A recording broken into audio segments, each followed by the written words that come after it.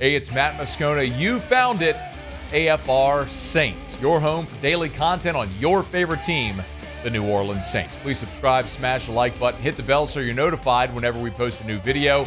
And our content this football season is presented by BetUS. Score a 150% bonus on your first deposit and a 125% bonus on your next two deposits up to $2,000 when you use the promo code YouTube150. Enjoy the video. Who dat?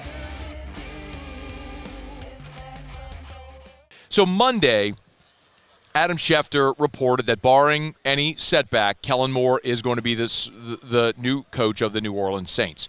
I think that's something many of us had assumed, the world had assumed was going to happen.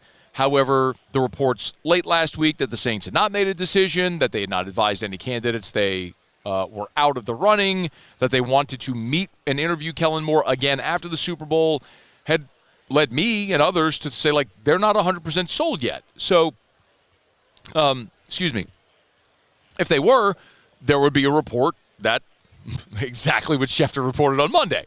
But instead, that report came on Monday, and it came. And then late Monday was the opening night at the Superdome. And so Kellen Moore and every coach and every player was available to the media. And he didn't say much as far as being wordy, and he really can't say much as well. But he was asked about how the meetings went with the New Orleans Saints. Here's what he said. It's been a great experience meeting with Mickey and the rest of that leadership group. And so obviously had two opportunities to meet with them. Obviously now the focus is on this game, and then we'll let that situation play itself out after. He was asked to follow up. Here it was on just that interview process with New Orleans. Again, it was just a great opportunity to meet the leadership group from Mickey and all the rest of the leadership group in New Orleans. It's a great group. It's a group that really cares about the team, cares about football. Had great conversations with those guys, and we'll see where it takes us. Admittedly and obviously, Kellen Moore can't say, like you said, great conversations. We'll see where it takes us. He can't say anything more, and I don't anticipate him to. So it's just what it is.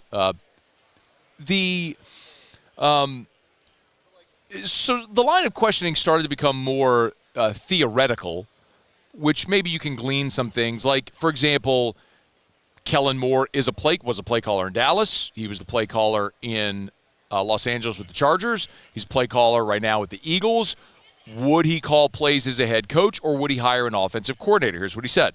Certainly, I would view it that way. Yeah, I'd love to call plays. Certainly, it's a passion of mine. It's something that has gotten me to this place, and so certainly, you'd hate to stop doing what you love, and as you go through this journey.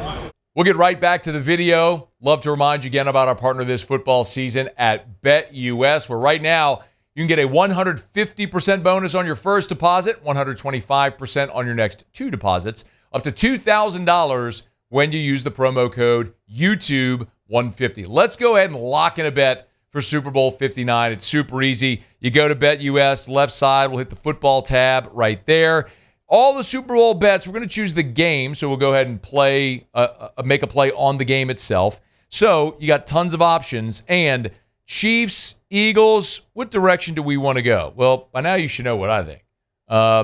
You pick you ride a streak, whatever the saying is, as long as it goes. You win many times, you only lose once. So I ain't betting against Patrick Mahomes and the Chiefs. They're laying a point in the Dome, so we'll take the Chiefs. We'll place our wager. Let's go $25. It'll ask me to confirm. Easy. Couple of taps, and just like that, we are locked in. Kansas City Chiefs laying a point in Super Bowl 59. What do you think happens? You could bet on it at BetUS. And remember, use that promo code YouTube150 to get 150% bonus on your first deposit, 125% on your next two deposits, up to $2,000. Now enjoy the rest of the video.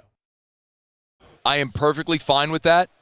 I think around the league of head coaches that call, Sean Payton called plays in New Orleans.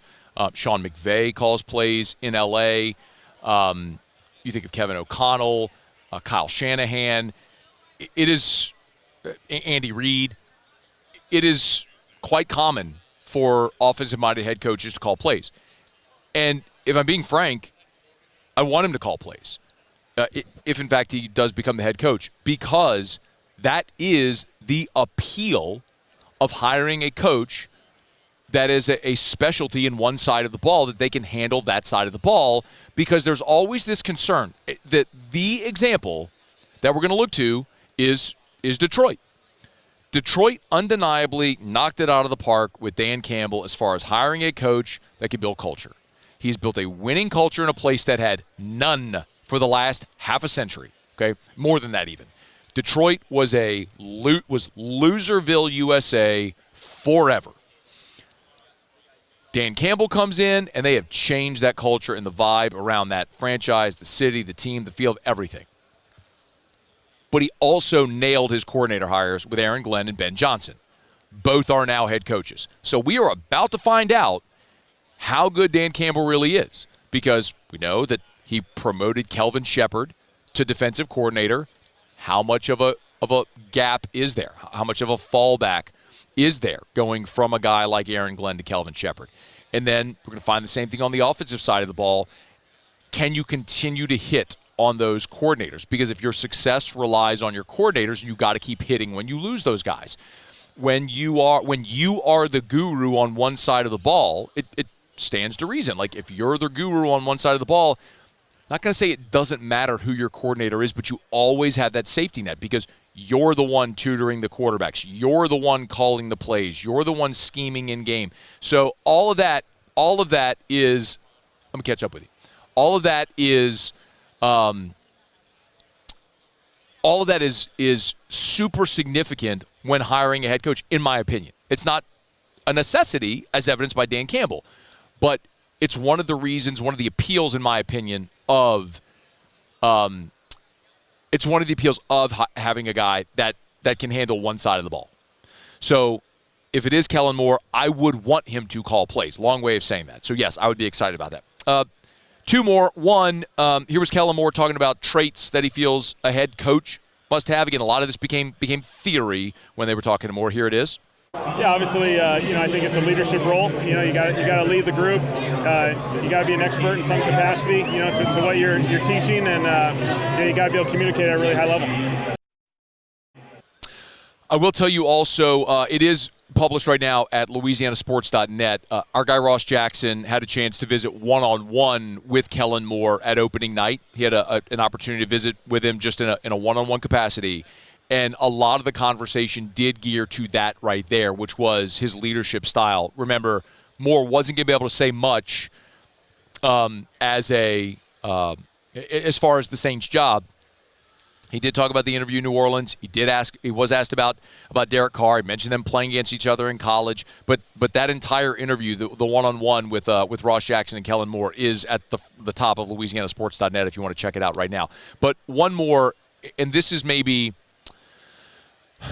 to be for Kellen Moore or whoever takes over this job in New Orleans, is going to be the most important part of how this all transpires. And it's the Saints roster in the state that the roster is currently in. Here was Kellen Moore. I think, there's a lot of good pieces. We came down here, we had a really good battle, week 3, and it was a challenge, and we were fortunate to come out here with a win. And so, every time you come down here, it seems to be a challenge. Again, we're playing it for the sake of having Kellen Moore's on-the-record comments on air, not saying much. When he's hired, he'll say much more. But he's right. Week 3 was a challenge for the Philadelphia Eagles. But for the brain fart at the end of the game and the incredible play by Saquon and Goddard, for that matter, the Saints probably start 3-0. It's a game that they lost Eric McCoy, remember, in the first offensive series. And it really it changed the game because of what Philly's interior of their defensive line was able to do. But all that to say, Kellen Moore becomes the head coach, whoever becomes the head coach, there are going to be major roster decisions that have to be made. Because as we mentioned, the Saints right now are the fourth oldest roster in the NFL.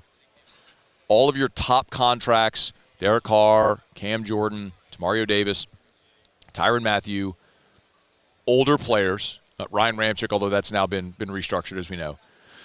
Older players near the end.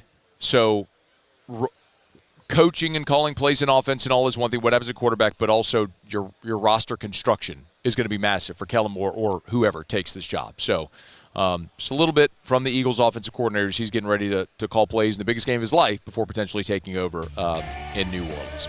Thanks so much for watching the video. Do us a favor, subscribe to the channel, smash that like button, hit the bell so you're notified when we post a new video, and remember to support BetUS, where right now you can get a 150% bonus on your first deposit and a 125% bonus on your next 2 deposits up to $2,000. Be sure to use that promo code YouTube150.